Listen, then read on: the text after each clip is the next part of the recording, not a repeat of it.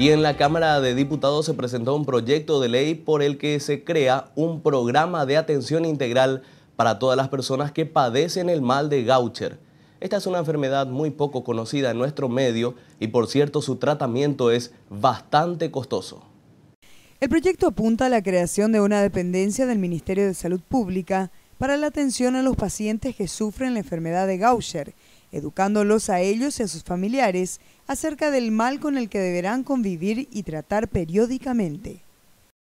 Con este proyecto de ley, verá, lo que nosotros pretendemos es que realmente esto sea incorporado dentro del programa del ministerio y que el ministerio se haga cargo, ¿verdad? De hecho, que tendríamos que ver de dónde sacar los fondos también presupuestariamente, tenemos que tener disponible eso a los efectos de traer estos medicamentos y que, así como cualquier otro programa, ¿verdad?, que se le pueda facilitar a estas personas que sufren de esta enfermedad los medicamentos necesarios, ¿verdad? El tratamiento del mal se da a través de un método terapéutico de reemplazo enzimático administrado cada 15 días durante unas horas en centros hospitalarios, además de costosos estudios. Hasta ahora, los pacientes deben solventar de manera privada todo este proceso. Ceresime de 400 ml, que es el medicamento que son suministrados en infusiones en forma quincenal. Es un medicamento bastante caro. Se trae del exterior. Se trae del exterior en este momento. El mal de Gaucher afecta a 1 de cada 40 a 60.000 nacidos vivos y aunque en algunos casos los pacientes no presentan características visibles de la enfermedad, otros desarrollan síntomas severos que pueden ser fatales. Los diputados sesionaron en 2 ocasiones durante la última semana. Los detalles en el siguiente resumen.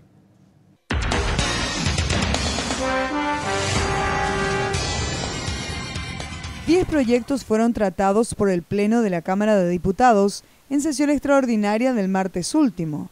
Algunos de ellos hacían referencia a pensiones graciables y pedidos de informe a varias instituciones públicas.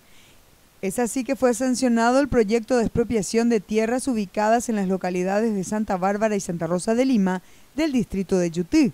Otra similar ubicada en el distrito de Taquirú del departamento de Alto Paraná a favor del INDER. También fue sancionado un proyecto de pensión graciable para Olga Ramona Caballero Aquino. Los documentos pasan al Ejecutivo para su promulgación. En esta sesión extraordinaria también aprobaron un aumento de pensión graciable para Gervasio González Ortiz, pedidos de informes al Poder Ejecutivo, específicamente de la Secretaría Nacional del Ambiente y del Viceministerio de Minas y Energía. Igualmente, los diputados se ratificaron en la aprobación del proyecto de creación de la Comisión Bicameral de Control de Ejecución de los Gastos Sociales. El documento retorna a la Cámara de Senadores. En tanto, durante la sesión ordinaria del jueves 8, fue sancionado el proyecto de modificación de la Ley del Impuesto Selectivo al Consumo y se destina un porcentaje del mismo al Fondo Nacional de Desarrollo del Deporte. Aprobaron también la integración de las comisiones permanentes de asesoramiento de conformidad al artículo 138 del reglamento. La ampliación presupuestaria de más de 15.200 millones de guaraníes del presupuesto de la ANDE para el ejercicio fiscal 2010.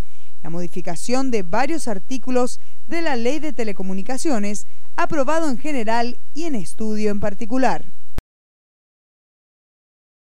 La Cámara de Diputados aceptó el veto presidencial al proyecto de ley por el que se reducen de 8 a 6 horas las jornadas laborales de los funcionarios públicos.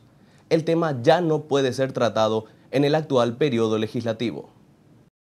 Con 30 votos a favor, la Cámara de Diputados aprobó el veto del Poder Ejecutivo al proyecto de ley que reduce de 8 a 6 horas diarias la jornada laboral de funcionarios públicos. El tema fue debatido durante la sesión ordinaria, mientras los sindicatos de funcionarios públicos se manifestaban frente al Congreso para exigir la aprobación de la polémica normativa. Nosotros estamos generando, o podemos llegar a generar, una casta especial de ciudadanos que tengan su sueldo asegurado y tengan que trabajar nada más que 6 horas al día, y otra casta de personas que tienen que levantarse a las 4 de la mañana y volver a las 8 de la noche después de vender chipa, vender yuyo y hacer múltiples actividades para poder traer no un salario mínimo, sino la mitad de un salario mínimo para sostener una familia de 4 o 5 miembros. Y sabemos perfectamente que dentro del funcionariado público hay conceptos que definitivamente tenemos que cambiar en el Paraguay. Primero, que debemos entender que el funcionario público es funcionario del Estado, ni siquiera del gobierno, porque el gobierno va cambiando cada 5 años. Y mucho menos funcionario de un partido político o de un grupo o de un movimiento. Y por otro lado, debe haber una escala de premio, de incentivo a la gente que trabaja, que se capacita, que se forma. Y en ese sentido hay una grande desigualdad en materia de salarios. Pero yo no creo que el mejor servicio pase por otorgar 8 horas, por exigir 8 horas o por ceder 6 horas de trabajo. Repito, señor presidente, los funcionarios públicos hace 20 años están trabajando en esta situación. No queramos venderle otra imagen en este momento a la ciudadanía.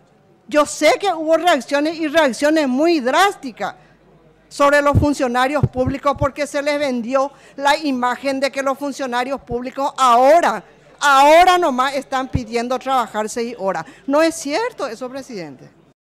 El documento pasa ahora al archivo, ya que no puede ser tratado durante el actual periodo legislativo, tras la discrepancia que hubo entre diputados y senadores.